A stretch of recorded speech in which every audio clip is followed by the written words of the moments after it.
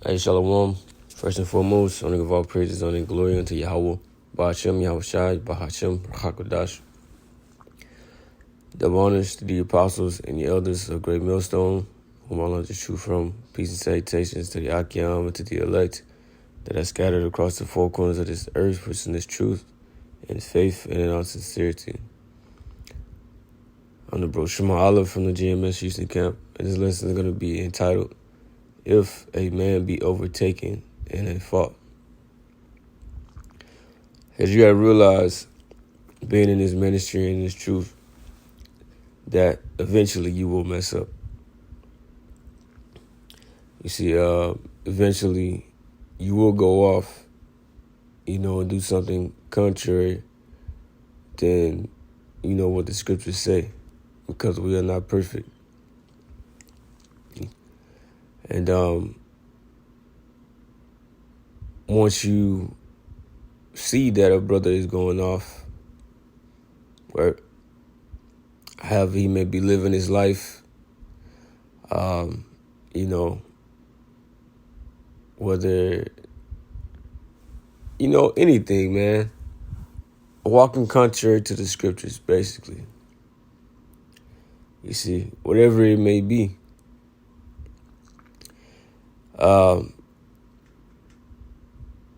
You're supposed to correct him in hopes of him, repenting, right? And not looking at the certain individual as if, he's wicked, or, things like that, right? Because, we all will be put in certain situations, man. And however you will want a brother to be towards you when you mess up, that's the same way that you should be.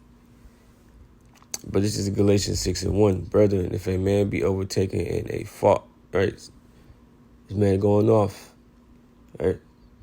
He should be overtaken in a fault. Ye which are spiritual, restore such an one in the spirit of meekness, considering thyself, lest thou also be tempted. So, you got to consider yourself, because you can be in that same situation.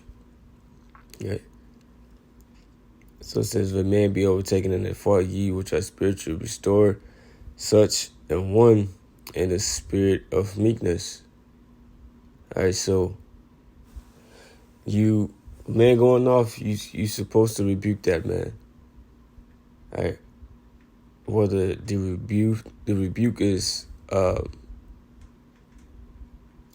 kind of harsh, right? Because that's how some men are, kind of rough, you see, or whether it's not so rough, all right? But you rebuke him, like I said earlier, in the hopes of the man repenting and and changing his ways, right? And then once you see that, this man is accepted it, repented, you see, and it might be messing with him, right, in his mind, you see. So I said, restore such one in the spirit of meekness. All right, man, look, it's gonna be all right, man. We in this truth, man. we in this this walk, man. It's gonna happen. You're gonna mess up, bro. Keep going, keep pushing. It's all good, man. All right, just try to avoid it. All right. You ain't supposed to be like, oh no, you wicked ass nigga, you the Most High gonna kill you, or you gonna get put to death. You ain't no man in the Lord. Hell no, that's wicked, bro. That's wicked. Just a lot of times, man, we're not gonna be able to see our own faults. Right? And we're gonna need another man to be able to show that unto us. Cause you can think that you basically doing everything right. But from the eyes of the other man that the Lord is dealing with, you going off on a couple things. That's just how it is, man. All right? And like I said earlier, the same way that you would want a brother to approach you, to approach that situation that you're dealing with or whatever is going on. You should do that to the next man. Matthew 7:12. It says, "Therefore all things whatsoever ye would that men should do to you, do ye even so to them. For this is the law and the prophets." So however you want to be treated, that's how you should treat somebody else. It's basically what Yahweh is saying. And that's only right. You want somebody to cast you out, as being a wicked man. As being somebody that's not gonna make it, and not being the man of the Lord because you made a certain mistake. Right? That's why it's going to speak about mercy and forgiveness. And that's something that us being followers of Yahweh, we got to be big on. Right? And, and the mercy only extends so far because you will have certain individuals to try to take advantage of that mercy. Right? Through the Spirit, you will see that and remove that man. Right? And it's just as simple as that, because the Most High will reveal it. All right, but this is, let me see, James 5:19. Brother, if any of you do err from the truth, right, and one convert him, let him know that he which converted the sinner from the error of his way shall save a soul from death and shall hide a multitude of sins. So this is what it's about, right? Converting the sinner from the error of his way, right? So that you can save his soul from death. You going into rebuking a man to save him, right? That's doing him a favor. Right? Our duty. So that the man can be saved. Not because of something personal you got in your mind against him, some envy or, pride, whatever. You approach the situation as a brother and look at him as a brother, right? To get him off of the wrong path and to set him back on the right path. He says, let him know that he which converted the sinner from the error of his way shall save a soul from death and shall hide a multitude of sins. Right? So you are saving a soul from death because if a man continue to walk in those faults, right, and not recognize and repent, the Most High will take that man out because wickedness grows, leaven grows. So the man will wax worse and worse and eventually be destroyed. But, part of rebuke is to not let that grow in a man. So he could get back on the right path. And it says, and shall hide a multitude. Let me read it again. Let him know that he which converted the sinner from the error of his way shall save a soul from death and shall hide a multitude of sins. All right, now let's look at that in another translation. James 5:19.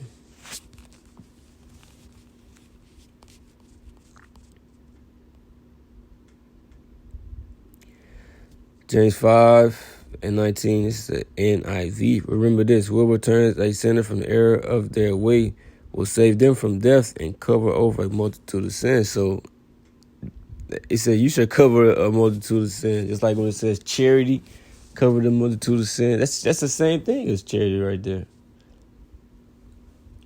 Doing this work. Right? And you going into the scriptures showing the man where he is wrong and restoring him back right on that right path. That is charity. That's love. Right? And you saving this person from death, and you also covering the multitude of sins. All right.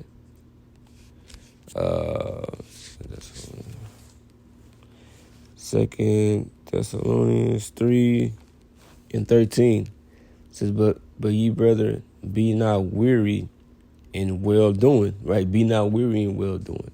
Hey, just like with Yahweh Shai, Peter said, man, how often shall my brother sin against me, man? 7 times, and I forgive him 7 times. Yahweh Shai said, nah, not 7 times, but 70 times 7. All right, let me see.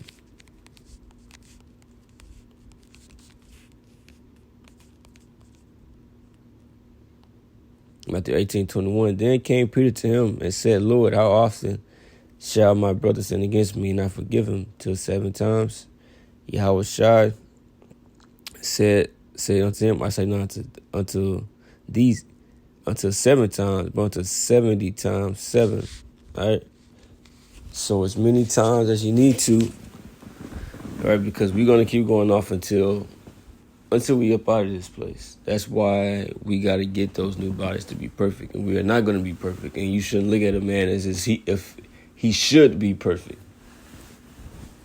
Right? These things are expected, but when it happens, the scriptures tell us how to handle these situations.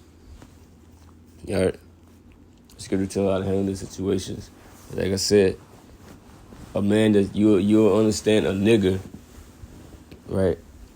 The difference between a nigga and a brother in these situations. Somebody who just blatantly going off, they don't give a damn about order.